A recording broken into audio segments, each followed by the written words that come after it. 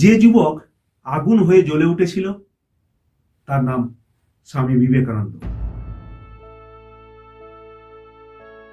12 জানুয়ারি একটা সাধারণ তারিখ নয়।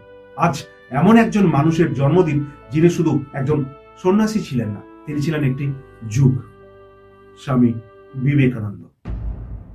আজকের যুব সমাজ যখন নিজেকে প্রশ্ন করে আমি কে, আমার জীবনের মানে কি, ঠিক এখানেই শতাব্দী পেরিয়েও একজন মানুষ আমাদের সামনে বলেন, ওঠো, জাগো, আর লক্ষ্যে না পৌঁছানো পর্যন্ত থেমো না।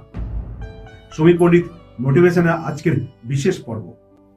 1863 সালের এই দিনে কলকাতার এক সাধারণ পরিবারে জন্ম নিয়েছিল একটি অস্থির, প্রশ্নবিদ্ধ, আগুনে মন নরেন্দ্রনাথ দত্ত। সে প্রশ্ন করত ঈশ্বরকে, সমাজকে, নিজেকে। সে মানতে চাইতো না অন্ধবিশ্বাস, সে চাইতো অনুভব। আর সেই প্রশ্নই একদিন তাকে নিয়ে যায় রামকৃষ্ণ পরমহংসদেবের কাছে। সেই সাক্ষাৎ বদলে দেয় ইতিহাস। 1893 শিকাগো বিশ্ব ধর্মসভা।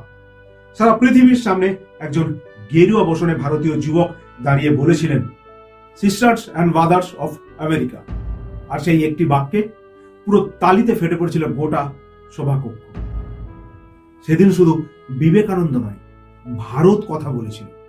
একটি পরাধীন দেশ বিশ্বকে জানিয়েছিল আমাদের আত্মা দুর্বল নয়।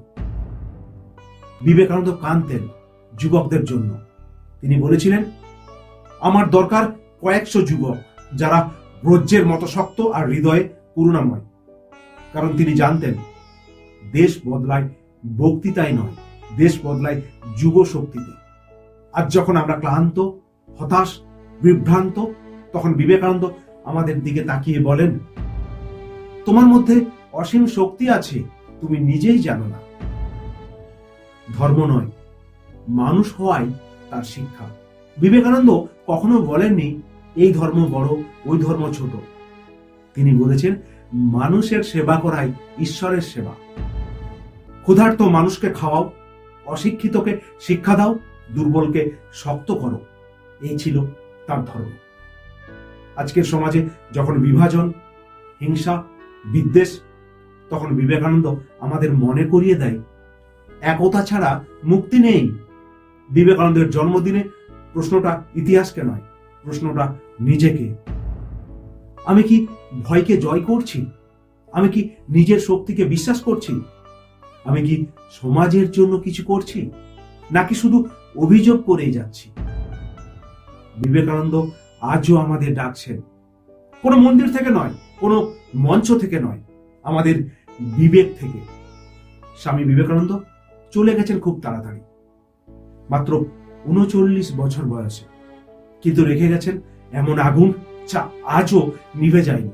আজ যদি আমরা একজন যুবকও নিজেকে বিশ্বাস করতে শিখি, তাহলে তার জন্মদিন সার্থক। চলুন আজ এই দিনে প্রতিজ্ঞা করি, আমরা দুর্বল নই, আমরা ভীত নই, আমরা পারি। শ্রদ্ধাঞ্জলি স্বামী বিবেকানন্দকে, শ্রদ্ধাঞ্জলি সেই আগুনকে যা আজও আমাদের জাগিয়ে তোলে। সমীর পণ্ডিত মোটিভেশনে আমি সমীর পণ্ডিত ছিলাম আজকের বিশেষ পর্বে। সকলে ভালো থাকবেন, সদা জাগ্রত থাকবেন।